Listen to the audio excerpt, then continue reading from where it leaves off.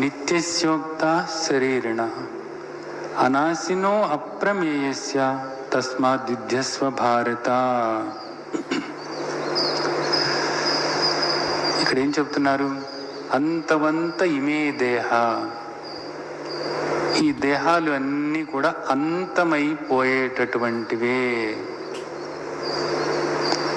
నిత్యస్యోక్త శరీరణ, శరీరణ అంటే ఇప్పుడు ఈ దేహాల్లో ఉన్నటువంటి ఆత్మ, దేహాల్లో ఉన్నటువంటి ఆత్మ అంటే ఇక్కడ పరిమితమైనటువంటి ఆత్మ అని కాదు.